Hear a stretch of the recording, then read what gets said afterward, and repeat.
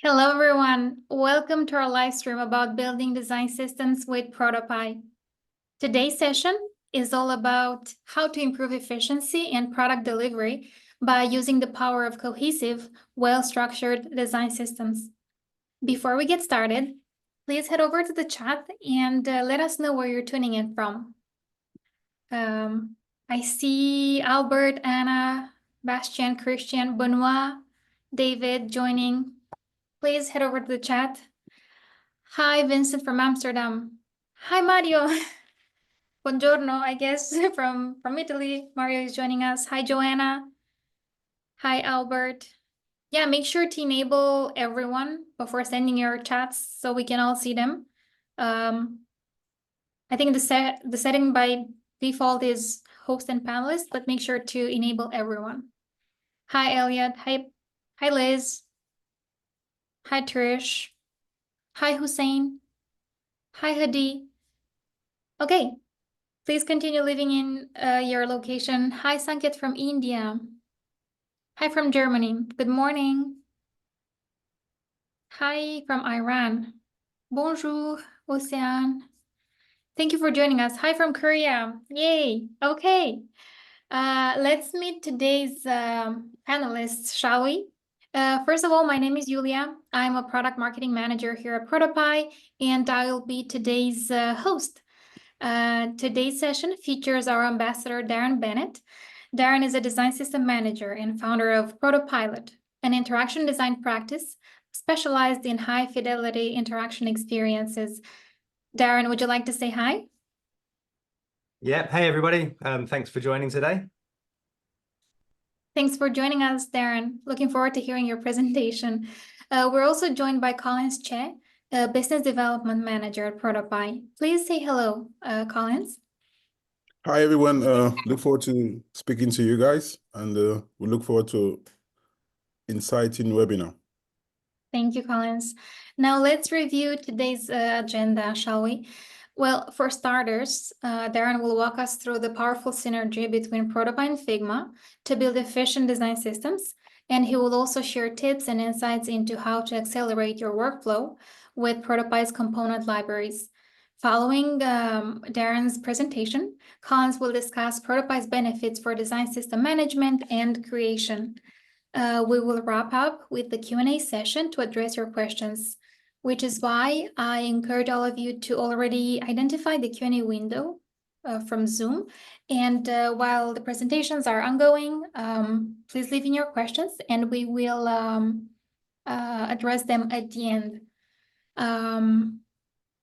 Okay, I think it's time to get started. Without much further ado, I will hand over the mic to Darren. I will stop my share. Darren, please let us know how to build design systems with ProtoPie and Figma to accelerate workflows for designers. Okay, I'll certainly try. Okay, so hey everyone, thanks for joining. And today I'm like Lulia said, I want to talk to you about interactive design systems.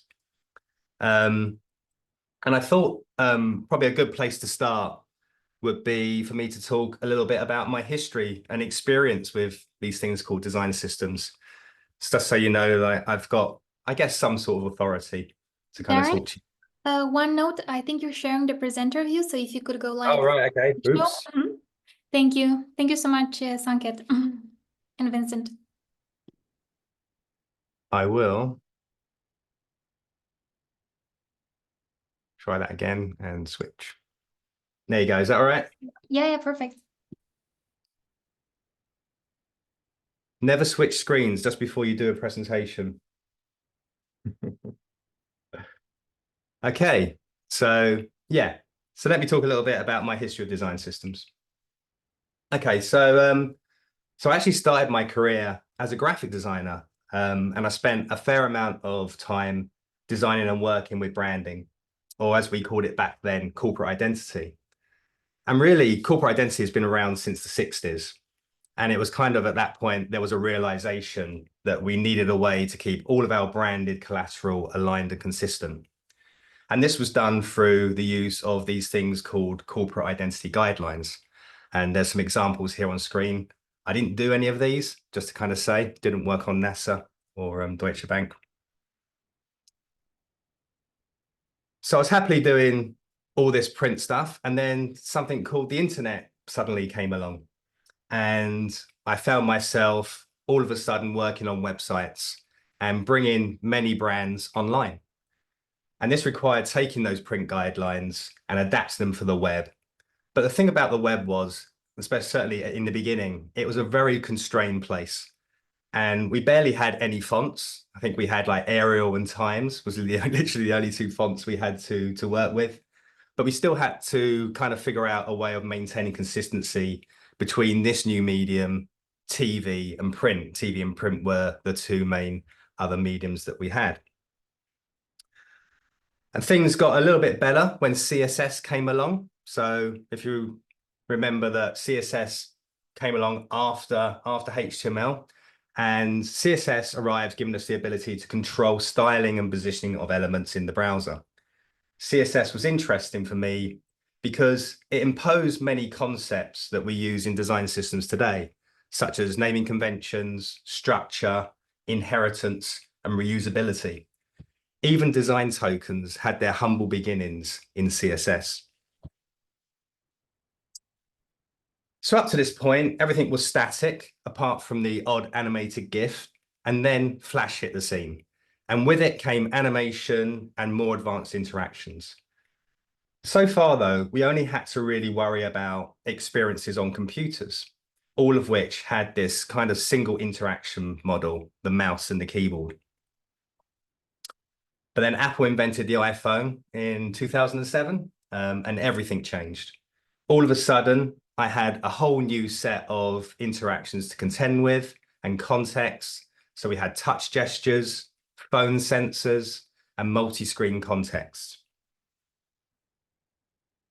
But for me, this was really an exciting new frontier to explore. So I had the opportunity to kind of explore the frontier of the web, and now I had this second opportunity of exploring this new mobile ecosystem. And mobile added this other context. So this kind of added to, you know, the kind of like the array of context we already had. So we had print, broadcast, web, and now we had mobile phones. And I think it was really at this point that I started to think about things at a component level. So looking at things from the bottom up and kind of taking this bottom up approach to help us understand how we're going to maintain consistency across all of these platforms and channels. Then things kind of got crazy. The mobile device market exploded. Google released Android. So we had another mobile platform that we had to design for. And then only more and more devices got added. Tablets came next. And eventually we got wearables. And obviously we've kind of expanded into VR headsets and stuff.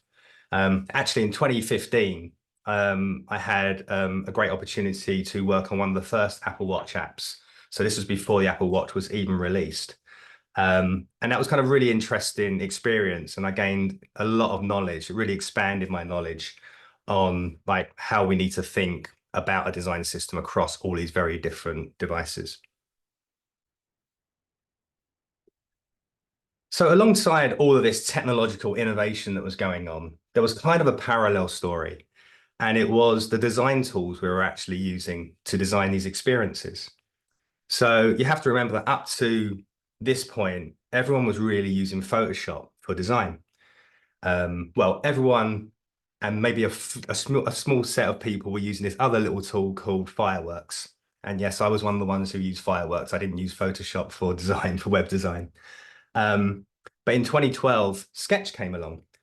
And as we know, Sketch was really the first dedicated UI tool that we had. And one of the key features that came along with Sketch were symbols. And symbols were essentially components, so like we use components in Figma today. And the other kind of interesting thing about Sketch was all of these symbols kind of existed on this dedicated page. And when we kind of looked at these symbols, we could see that it was kind of like the first time we was really looking at our designs at a component level. So rather than looking at a composition that we created, we were looking at these individual things. We saved them in a library, And this dedicated page was kind of the thing to an extent that spurred off these things called sticker sheets. And sticker sheets were a big thing at the time. Everyone was doing sticker sheets, and sticker sheets were essentially this kind of one pager where you had all your UI components all laid out, and you could kind of see all these things almost like Lego pieces all kind of displayed out. One of the things that really helped me think a lot about design systems were digital transformations and rebrands. And I've been lucky enough to work on 6 rebrands. And these include Royal Bank of Scotland and NatWest, Lloyds Bank, 3, telecoms company, Sainsbury's Nectar, which is their loyalty program, and actually Channel 4 twice. Been on 2 rebrands for Channel 4, or maybe 1.5, because the first one was kind of half a rebrand. So maybe that's like 6.5 rebrands. And all of those rebrands had one thing in common, this overriding question of how do we translate our shiny new brand to our digital products? Because rebrands are done by branding companies, and branding companies often don't really have the in-house skills to think about how that brand's going to be applied to digital products. That kind of falls to us as product designers to kind of figure out. So up to this point, design systems were mostly about the looks of UI, but not so much about the interaction and motion. And it just so happened that interaction design was, for me, the most interesting part. So I started to think and work on ways to represent interaction and motion in a way that could be communicated to product owners, to development teams. The trouble was, how do I communicate interaction and motion at a realistic level? At the time, I was using an app called Azure, if anybody knows that. And for all the good things that Azure could do, it wasn't really cutting it on the high fidelity end of things. Sure, you could do conditional logic and you can make things kind of behave realistically, but it was really lacking at the time in performance. When you were running prototypes, if you made anything too big, it really slowed down. And it really wasn't designed for visual designers. It didn't really have those sorts of tools where you could create a visual prototype at a visual high fidelity. So I was kind of looking around the internet, looking for other options. And after some searching, I found this new tool. I read this blog post by this guy talking about this new tool where you could create realistic designs. And this was the first tool that really, since Flash, that I could create the interactions and the motion and the visual design and kind of use these prototypes as blueprints to communicate exactly what I wanted. And this tool was called ProtoPie. This is the very first ProtoPie logo. And like I said, what you have to remember is that really Flash had kind of gone into decline at this point. Obviously, it had been kind of banned from the iPhone in the famous keynote by Steve Jobs, and it was kind of in decline. And it was kind of this little time in the kind of mid 2010s where we didn't really have anything that we could really use to kind of create these realistic experiences. So ProtoPie came along and I kind of fell in love with it. If you can fall in love with a tool. Flash was my first love, ProtoPie is kind of my second love. But it was a really fun tool to use, and that's kind of where my journey kind of started. So around about 2016 was when I kind of started using ProtoPie. Okay, so that's a brief potted history of my experience coming across all of these kind of different genres, I guess. Feeling quite old right now. So let's have a look at the current state of design systems. So it's fair to say that we're at a stage in design now where design systems have matured into this massive thing. I mean, you can't really go online or watch anything without kind of hearing or bumping into a talk or a comment about design systems. And every company seems to have their own version of one as well. Kind of funny, I was watching a talk with Brad Frost, Brad Frost did a while ago, and he was talking about atomic design and how it was this idea where you could have one unified design system, and he felt kind of funny that everyone kind of copied that and then went off and made all their own versions of that, which are essentially copies of the one thing. But yeah, I thought that was kind of quite interesting. So yeah, let's spend a little bit of time looking at this current state. And maybe a good place to start is to answer this question. What is a design system? And it's fair to say that there's lots of different opinions about what people think a design system is. So here's a few opinions from various leaders in our industry. So some say it's a collection of reusable components guided by clear standards that can be assembled together to build any number of applications. Another one is a set of connected patterns and shared practices coherently organized to serve the purposes of a digital product. And this is Brad Frost's one, the official story of how your organization designs and builds digital interfaces. Just to add my current definition to the mix, a set of design patterns that encapsulate all of your decisions about how your product looks and behaves. So there is, of course, more than one type of design system, as my early experience alludes to. Now, some of you may have heard of a guy called Dan Moore. Dan's known for his expertise in design systems. And I pulled these kind of 6 things from one of his videos on his YouTube channel, where he talks about these 6 types of design systems. And we've kind of already talked a little bit about design systems as a brand. That was kind of the corporate identity things. I'm really just in this talk going to focus more on these 2, design systems as a tool and as a product. So first off, design system as a tool. What does that mean? So an example of a design system as a tool would be a Figma UI kit. So we as designers use these UI kits to assemble our designs, our static versions, and we're kind of using these as kind of like a drawing that we give to a development team so then they can kind of recreate that in code. So that's kind of like on the design side of things. On the developer side of things, another design system tool would be these kind of code libraries like Bootstrap or React. And these are made up of various pre-written code snippets that developers can use to build interfaces based on the designs that we deliver to them. And if you're in a good place with your design system in your organization, you will probably hopefully have an aligned UI kit to your code library.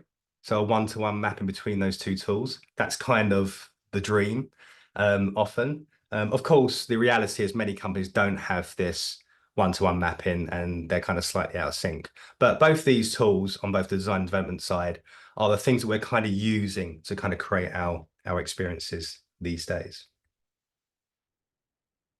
And if we think about, we use all these tools together to allow us to really speed up our workflow. That's really the promise of design systems, is kind of to speed things up, get us quicker to market, and to kind of have a place where we can account for every aspect of our digital products. We've got our rules, our governance, and our regulations.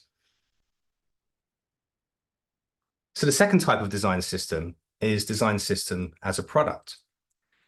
And design systems as a product refers to a design system team and their output. So you can think of all the tools, so basically what we've just been talking about, plus a team that works on them. This team will have their own backlog, they'll have their own rules and governance, and as a fully mature design system team, they're going to have all these things kind of all working together.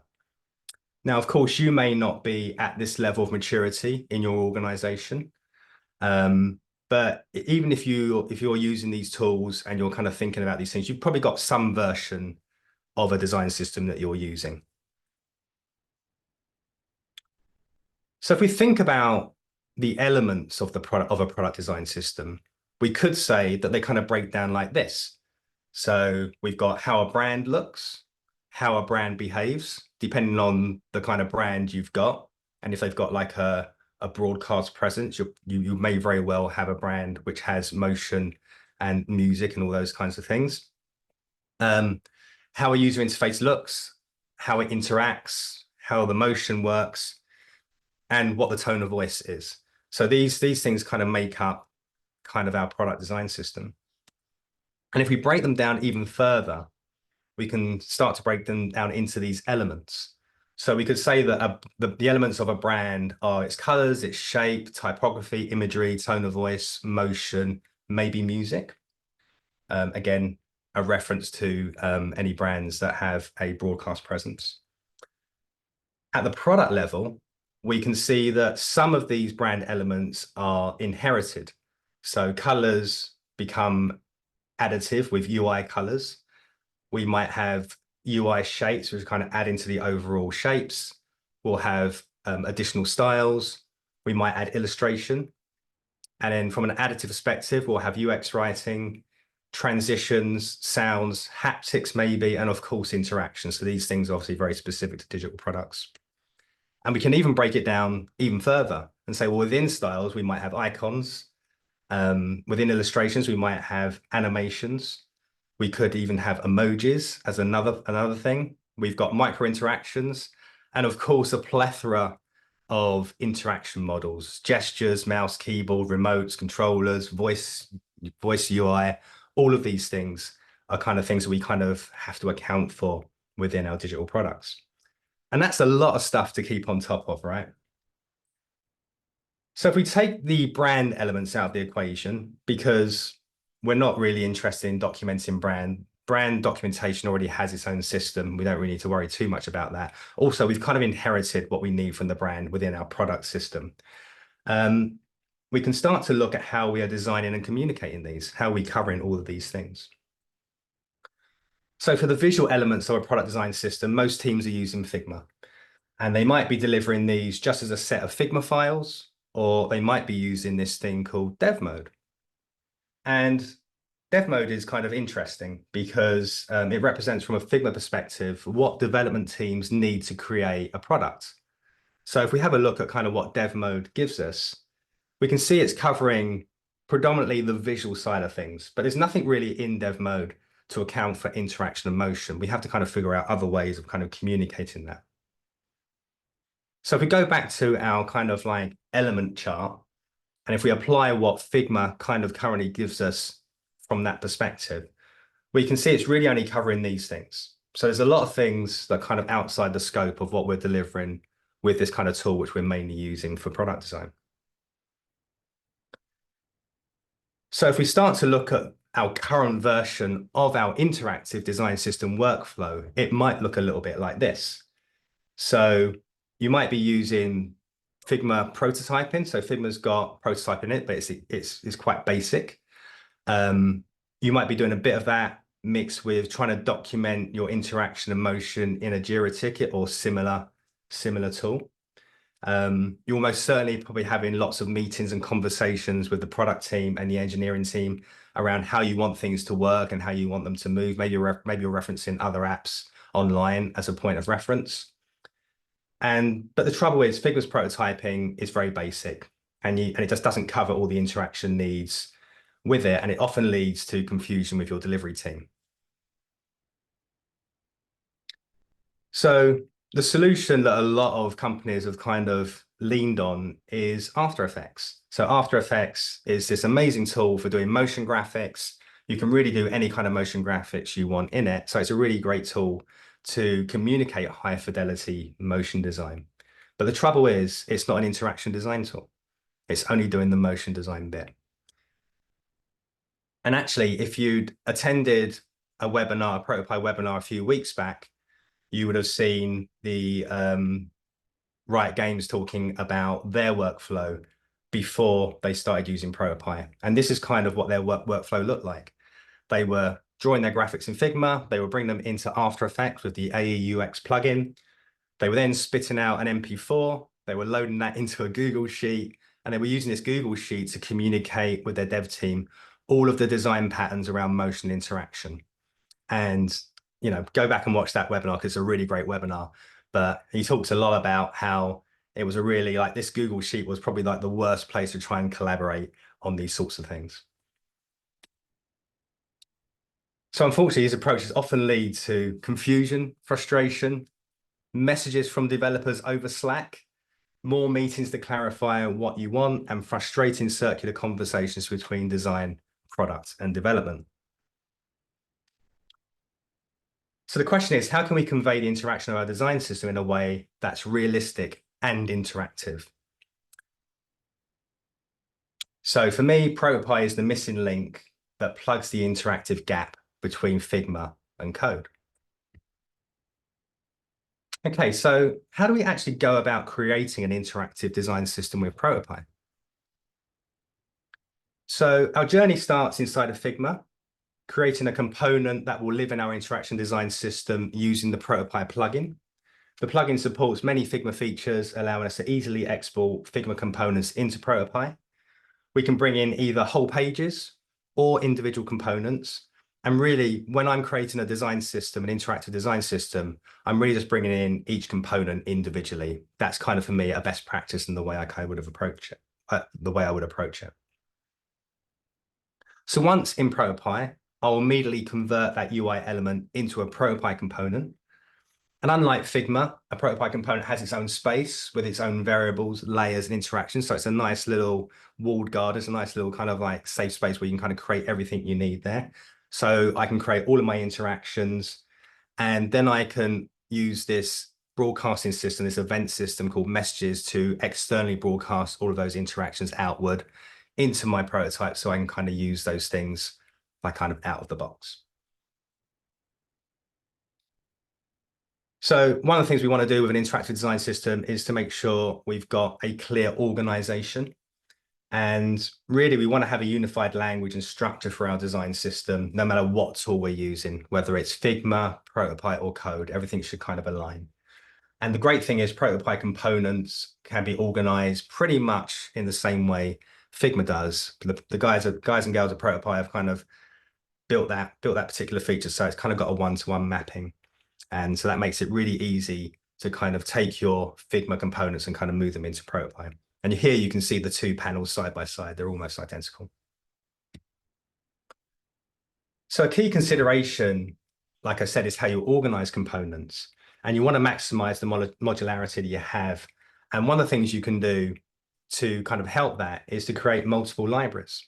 And again, like Figma, in ProtoPie, you can turn your libraries on and off. And this is important when you're architecting designs across multiple touch points. It's common to have libraries specific to individual platforms and more generic libraries that are cross-platform. Actually, when working at Channel 4 on the mobile team, we had 4 libraries. We had a brand library, we had a common mobile library, because there are commonalities between Android and iOS. And then we had a specific iOS and Android library. And depending on what we were doing, we could turn those on and off. So if you choose ProtoPie, one of the other really cool things about it is that it gives you the additional ability to create interactive documentation. And you can think of this as being like quite close to the way these code libraries I was talking about earlier work. So these bootstraps and React, where you've kind of got the documentation in a web page and you can actually interact with the snippets inside of that web page itself. And here you can see some documentation for my ProtoPie UI kit skeleton UI. And here I'm using Notion to create the documentation and then embedding ProtoPie files into the pages so they can be interacted with. And this makes each design pattern much easier to understand. So if you work within a design system team, you might be wondering how you manage all of these components and libraries. So good news there, as ProtoPie libraries use an almost identical approach to Figma. So a library exists in the cloud. You kind of download to the computer, but it's kind of like synchronized with the cloud. You make your changes, you kind of commit them to the cloud, and they kind of trickle down for all of your users and all their prototypes they're using. And they work, like I say, very similar. If you're using a component, it's going to prompt you to manually update, but any components that you don't use are going to kind of get silently updated behind the scenes. Okay, so now we have a good idea of what an interactive design system is, and we've kind of built our design system. What do we use it for? So ProtoPie was created to meet a very real need, as you can see of this quote by Tony Kim, founder of ProtoPie. And it's true that using ProtoPie is faster than code, but like anything that you build from scratch, it still takes time and it has a learning curve. So having an interactive design system already built enables the ability to rapidly create prototypes. And it also does another thing. It enables designers to put together advanced prototypes where maybe they don't have actually that advanced knowledge to create those components in the first place. So you're kind of democratizing your design within your team. And this was the case when I worked for Microsoft. So Microsoft hired me to create an interactive design system for Windows 11. And, Windows is the most used operating system on the planet, so like 1.6 billion users. And with Windows, we wanted to really raise the bar in terms of experience. And a key part of that was the interaction and the motion design. To design Windows interactively, the team needed a high fidelity design system. So you can see Windows 11 design system at work here, where I'm creating what we call a Windows shell. Creating the shell only takes a few minutes. You'll notice that I didn't have to add anything, no code, no triggers, no responses. All of these components are smart, which means they're already designed to work together out of the box.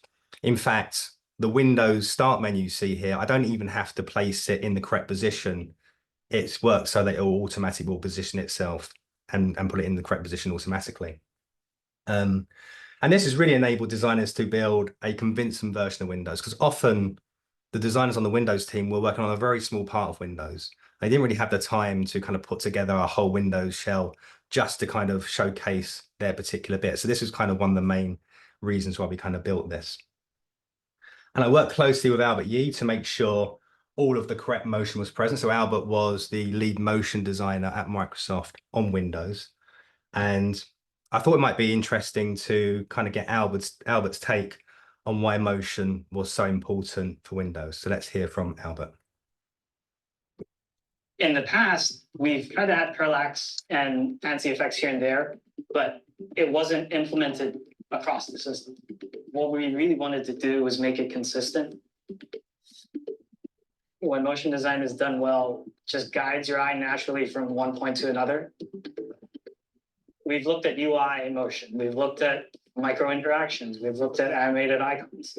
There's so many levels of animation that we're seeing in Windows that we haven't been able to see, not just in previous versions of Windows, but in some of our competitors as well. For the widget icon animation, we just wanted to show that the animation that you see in the taskbar reflect the UI that it's connected to. The places you can see motion in Windows 11, I would probably say is everywhere. When you click the start button, when you set up your device, when you minimize a window, even the most minute things, that's the level of polish as an organization we were willing to invest in. So yeah, a huge amount of effort was put into making sure that we had the tools to design Windows 11 to a level that we wanted to get to. So unlike other tools in the market, ProtoPie can be run on pretty much any device. And certainly for Microsoft, this was a really key consideration, because at Microsoft, we had to make sure that Windows worked on thousands of different devices and in different contexts, even in safety critical situations like on oil rigs. So I had to design the library to be decoupled from any device size, and so that the team could use it to test all these new devices and contexts when they came out. So another important consideration of the usage of a design system is delivery. So ultimately, we want to be delivering these things to the development team so they can build them. And with ProtoPie, I can use a feature called handoffs. So each handoff has its own unique URL, and I can use this URL and paste it into Jira. I can share it with my development team. And the way handoff works is you actually use your prototype, use your components, and then ProtoPie will create this timeline with all of the values and features. So basically all the motion guides that you need is all kind of created auto magically. And then you can give this to your developer, and then he or she can go through, tap and rerun the prototype and motion and kind of see what kind of values they need. We actually, in Microsoft, we actually had our own tool that kind of worked just like this, but then this came along, which made it a lot easier. So when creating prototypes, another cool thing is within ProtoPie is I have access to all of these inbuilt features. So when I create these components, I build all of these kind of features which you can access, and they kind of get broadcast out of the components. but you can access the documentation for these inside of ProtoPie Studio itself, which means I don't really even have to jump out of ProtoPie into some documentation website to kind of learn how to use all of these components. I can kind of reference that internally. So what this amounts to is a system that services every business need in the shortest time possible, helping businesses stay consistent, become more optimized, and make sure that they deliver the right features first time. So we go back to our element chart, so what I kind of showed earlier. So we can see that it's still kind of in this stage where we got Figma covering the left side, but now with ProtoPie, we can basically cover all these things on the right-hand side as well. So we've now got a kind of complete view. Okay, so often design and prototyping is only considered at a macro level. We talk a lot about the design tools as designers and kind of the benefits that it gives us. But I just wanted to zoom out for a second and kind of look at the benefits from kind of like a top line perspective. So interactive design systems allow you to hand over a complete realistic design to your development team. This leaves no room for misinterpretation, and ultimately this leads to less mistakes. Developers have a blueprint to follow, and QA teams have a reference to check against. Having an interactive design system speeds up getting features built and released. It achieves this by having a design to follow that is clear and complete. And like I said, you have this blueprint of sorts.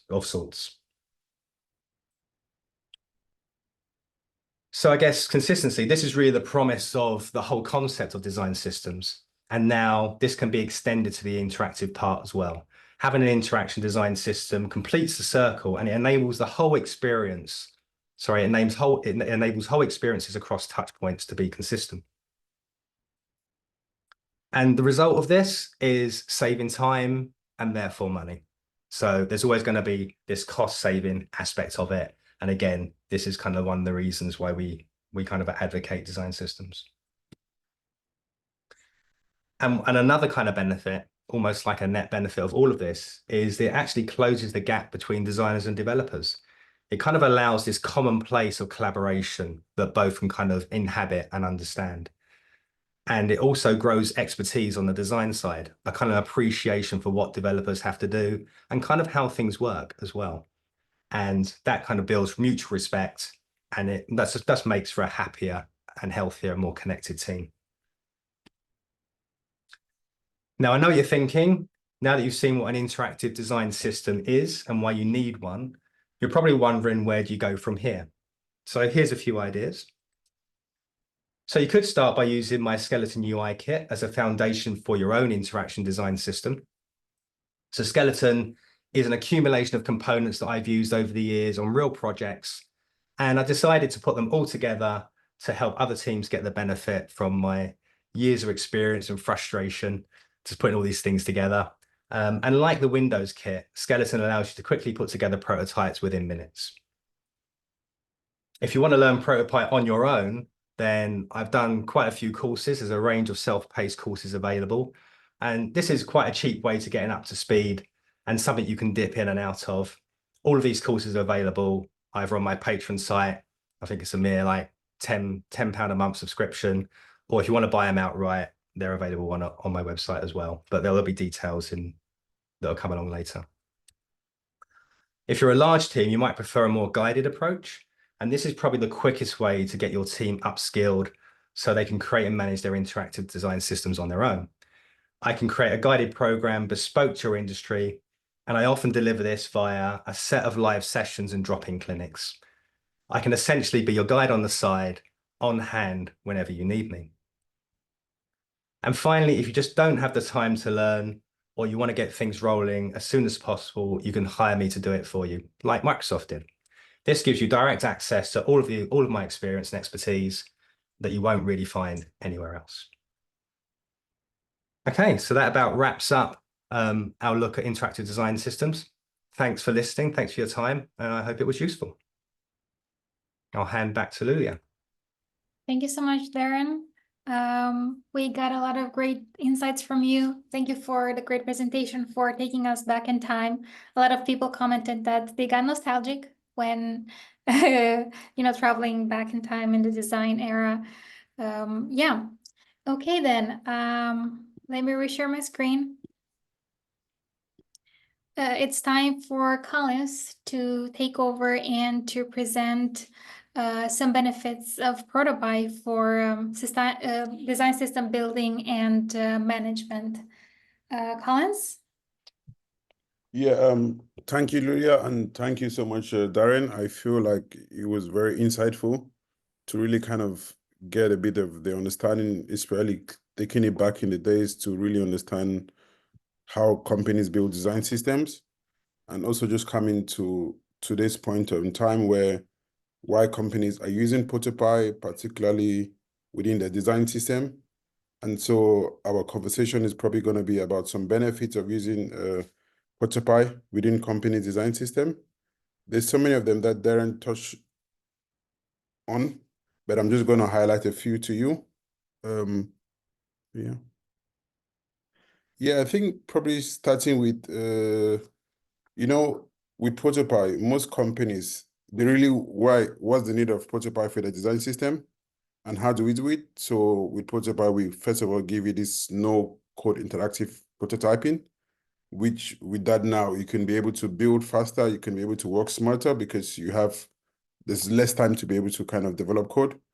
And one of the biggest things with ProtoPie that every company uses, like we already have in Figma. So the first thing, we can seamlessly integrate with Figma. So with that, you can really kind of create this better interactable, better user experience prototypes because we can already integrate with Figma. So you can seamlessly integrate all your work from Figma to ProtoPie and kind of create a better user experience. And with that, this kind of gives you this kind of better interactable library. You have a recording, user testing, where you can, and Darren spoke about early on, one of our good reliable features where we can have this reliable developer handover and also user testing because everything is recorded so you can really see it. And then you minimize this kind of churn from designers to developers in terms of workflow because everything is seamless, everything is recorded. So that's one of the benefits that we give you for this. And then one of the biggest things is the component libraries, where most of you guys have been commenting about how do we design this component library. So you can have this component library in the cloud, it's stored in the cloud, and you can share within your entire team. So it's kind of, you maintain it and scalable within our entire team. So there's no need to worry about, hey, this component library is going to be used by different people. I'm working on this stuff. So you can build one component library, save in the cloud, and it's managed by our entire team. So yeah, these are some of the benefits that we kind of highlight here. And then looking at the why companies have been using ProtoPie. So we've kind of noticed a couple of them early on when in terms of using ProtoPie, we can see in terms of the product lifecycle, this kind of really reduces the product lifecycle because now there's not really that long use of code. There's that kind of collaboration between the teams. So you kind of really cuts down this design cycle time. And also the lack of integration, interactivity from other products where people could not really interact with the prototypes. But with prototype now, you can kind of iterate and validate your ideas faster because of this high fidelity prototyping. And one of the biggest things that companies have been looking like, you know what, I'm able to design this product. How can I do my user testing? And also with prototype now, we give you that efficient handover where your developers can really see the product scratch from scratch and develop it the same way. So everything it mimics the final product, because first of all, you even have that kind of high fidelity prototype, which is like the final product, and then everything is recorded, and then within the developer handover, the developer can see everything. So with that, it kind of also reduce high cost of mistakes. Darren gave the example of Windows where they were able now to build everything, see everything from scratch. And then imagine you have to develop a whole system and then you have to start back from scratch because it's a mistake between yourself, the designer, and the developer. But now you have a high cost of mistakes, we reduce this cost. And then you can effectively conduct your user testing and to be able to kind of create high fidelity prototypes. So yes, those are some of the high level benefits. In terms of how we would love for you guys to kind of move forward in terms of next steps. As we said, you can just feel free to scan this QR code. It's going to really just direct you to a link where you just book a time with one of our ProtoPie experts. And then we can start now in terms of conversation to discuss the number of seats or look at the tailored plan, which it could be for your team or your business, because we have different plans to fit different teams and different sizes of businesses. So feel free to scan the QR code and to book a session with one of our experts. Thank you Cool. so much, Collins. Okay, now it's time to kick off the much awaited Q&A session. Let's head over to the Q&A window here. And the way we'll do this is I will try to identify the questions that were upvoted the most, and we will start with those and cover the rest after that. We have a very, very, very interesting question from Patricia Mendez. So Patricia is asking, with the rise of design systems, do you think we're sacrificing creative diversity for efficiency? It seems like many designs are starting to look alike, even with different branding. How can we balance the benefits of standardization with the need for unique and expressive design? Thank you, Patricia. Yeah, so that's a great question. And something I think a lot about in terms of like when we use design systems. I think kind of goes back to what I kind of said, what I think my kind of definition of design systems, which is this set of design patterns that encapsulate all of our decisions. So a design system is a way of communicating something consistent, so we don't keep reinventing things over and over again and kind of have these inconsistent experiences. It's not about stunting creativity, and often it's actually to cut down on the amount of repetitive work that we end up doing as designers and freeing us up to spend more time on the more creative work. So a design system is always just a starting point. It's always kind of like your current best kind of situation of what you want your experiences to look like, but they're not there to kind of inhibit creativity. They're really there to kind of free you up to kind of do that. In terms of what the kind of state of the nation where we are right now, I mean, I kind of feel a lot that we've solved a lot of UI problems. We've got a lot of components. We've solved a lot of problems, and we're kind of in like a bit of a plateau at the moment. So when you're thinking about designing something differently, you really have to think a lot about like what the benefits are of that. Are you actually solving the problem in a better way than it's currently being solved, or are you just doing it in a slightly different way? So that's probably something to really think about. But yeah, I mean, and I guess it's also that in some companies, I guess there is the element of stifling, that people just want you to use the components that you've got. So that's a kind of, if you're in that kind of situation, just really kind of have to evangelize what design systems are for, but also what they're not for. Thank you, Darren. Patricia, I hope this answers your question, or at least provides you a list with some insights into that. Okay, let's move on. We have a question from Hadi Garib.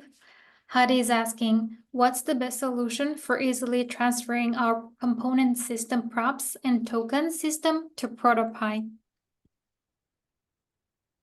Yeah, so ProtoPie doesn't really obviously have a token system right now. But what it does do, it does allow you to kind of organize your components in the same way that you do in Figma. So if you think about in Figma, when you're organizing components, you're using kind of the / to kind of like categorize and compartmentalize your components. And that ultimately creates the structure that you see in your library. That you can do it to that level with ProtoPie. There is an element of you can custom role design tokens to an extent, because we have variables in ProtoPie, and obviously variables is kind of very, very connected to design tokens in Figma. So, and often, and for the Windows library, in fact, we actually had a light mode and a dark mode. So we built every single component with a kind of custom rolled kind of like theming system inside of it, so that you could literally go into like a secret panel that you could invoke and then just hit a dark mode button, and the whole interface would turn into dark mode. So yeah, you can get to a certain extent to the situation where you can kind of custom roll those, but there's no kind of official process like there is in Figma right now. Hey, maybe that's a feature request. Yeah, we're taking notes as always. Thank you, Darren. Okay, so now that we covered importing components to ProtoPie, let's talk a little bit about some best practices for integrating ProtoPie into an existing design system. And more specifically, Konstantinos is asking, Darren, do you have any tips to managing icon libraries inside ProtoPie? I found it very tedious to import icons from Figma and maintain them. Icons. Yeah, I mean, so I guess it's like with anything, you kind of have to go through a little bit of pain to kind of bring these things in. So you can export icons from, well, there's a couple of ways you can do it. You can save your icons out as SVGs to your computer and you kind of import them in through the file system, or you can obviously use the plugin to bring them in. But once you kind of bring them in, you can kind of convert them to native components, so you can kind of colorize them and things like that. Some of the things you might need to do is correct the drawer order. So sometimes when you break down icons in ProtoPie, they kind of break because the drawer order is incorrect, and there's a plugin for Figma that you can kind of get to fix that. So that's kind of how I kind of do the icon side of it. If you create your icons as components, it also gives you the ability to swap those out if you need to update them without really breaking anything else. So that's quite useful as well. What was the first part of the question? I think that's the first part of the question. Some tips about managing and updating components to ensure consistency across designs.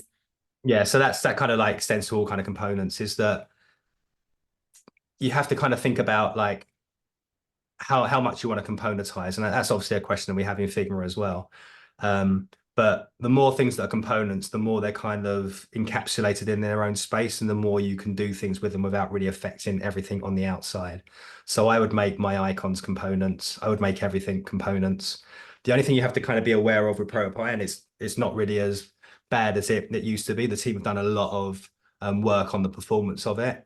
But the more nested components you have, the more performance you're potentially losing. But it really depends on how advanced and how complex your prototypes are. I kind of feel Windows 11, I really pushed the envelope as far as what you could put into a ProtoPie file. And in fact, the first version of that library, whilst architecturally was great, wasn't very performant, and we had to kind of think about different ways to reduce the nesting. But I'm talking about an operating system here with lots of deep nesting. I mean, most of the time you're not going to hit a performance issue. So from a best practice perspective, make things components. Think of a component as a thing that you can kind of change individually, as opposed to when it's not. Hope that answers the question. Yes, thank you. I will share the link to the community. Feel free to join the community and we can continue the conversation, exchange ideas there as well. Okay, let's move on.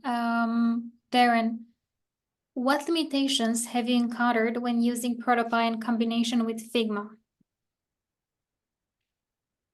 Limitation. Yes. Really, it's just, I mean, like when you've got a tool ecosystem where one tool's kind of relying on another tool, like we have here, where Figma is kind of this main tool and there's other tools, and there's a plethora of interactive design tools that export from Figma to their tool. It's always, it's reliant on that team making that tool to keep on top of what Figma's doing and changing. So there's always kind of a bit of like lack of synchronicity sometimes, especially when new features come out. The other thing is that for ProtoPie specifically, it's not trying to be Figma, so it doesn't cover all the things that Figma can do. So there isn't really like a huge amount of limitations. I mean, if you might want to get into things like ProtoPie doesn't have auto layout, for example, and there's obviously like not a one-to-one mapping of every single feature between those two tools. Figma is huge. But not really. I wouldn't say there was any kind of massive limitations. I guess you have to get it into your head that it's not a round trip.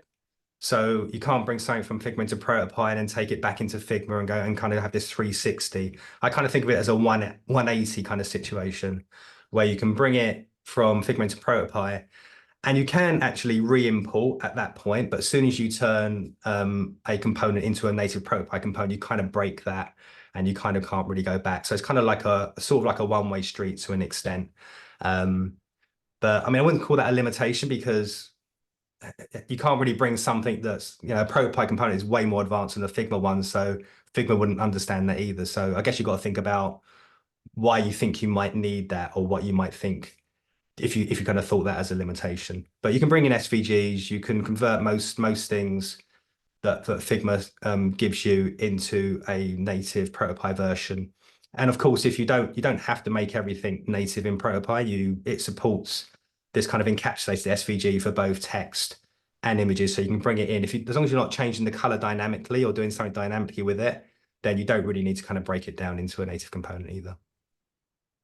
Thank you, Darren. The next question is with regards to the handoff feature in ProtoPie. Have you already used the interaction recordings feature to hand off your designs to developers, and how did that work for you? Oh, developers love it. I mean, they just think it's brilliant. So yeah, I mean, I've used it. I often use it at Microsoft. I used it at Channel 4, and yeah, I mean, that's real world experience of saying that really changed, that really sped up the workflow.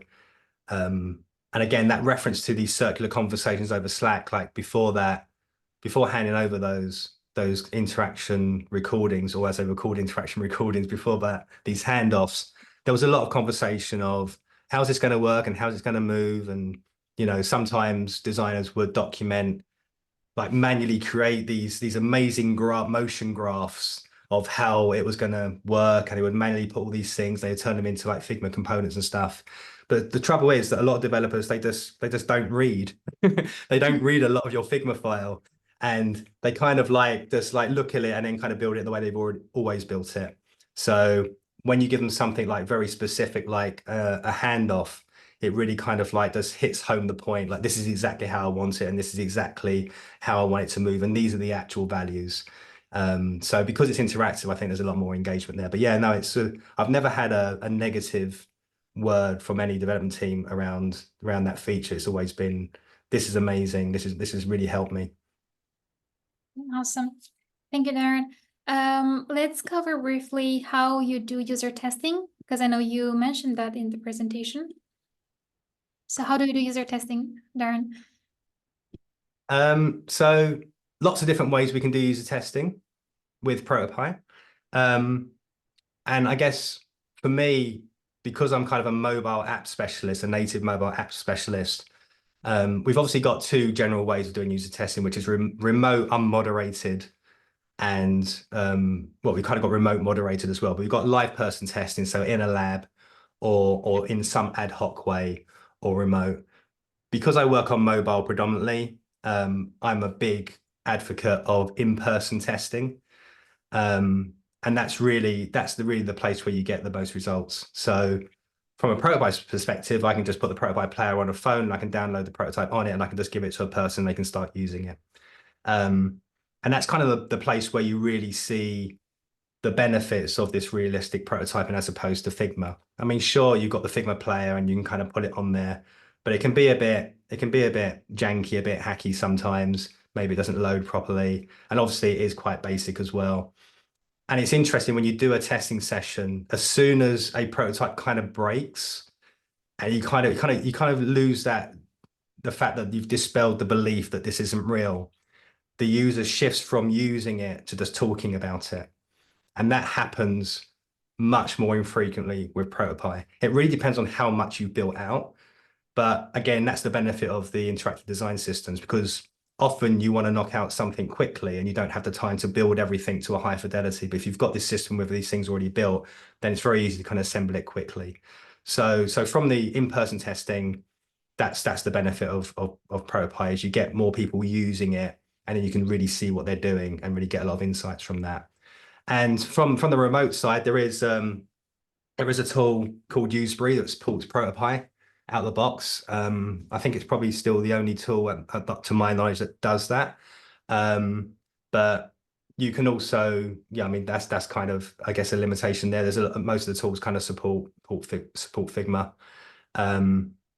But yeah, that's that. I guess that's kind of the kind of ways. I mean, I just really just love doing kind of like guerrilla testing. Like go to the cafe of your organization. For when I worked for RBS, we would go to a banking branch. We'd go at lunchtime, we'd set up a table and we would just grab people out the queue and say, like, we're doing this new feature for the app. Would you like to kind of help us out? And people are always really happy to kind of give their feedback. So that's kind of that's the preference of the way I kind of use a test. Thank you so much, Darren. Yuan, I hope this answers your question. Everyone, we have approached the top of the hour. We only had 1 hour for this webinar, and I want to follow my promise, and I don't want to go over time here. I will share the link to the community so that we can continue the conversation there. You can follow up to my email with a recording if you have more questions for Darren or for us. Okay, it's time to wrap up the day's session. Thank you, Darren, for the great presentation about how to build design systems with ProtoPie for more efficient design workflows, more efficient collaboration, and improved product delivery. Thank you, Collins, for the insights into what makes ProtoPie a solid choice for building design systems and hi-fi prototyping. And as always, shout out to the ProtoPie team for supporting me and for making today's session a success. I will see you at our next event. Take care. Bye-bye, everyone. Bye, everyone. Thanks for coming.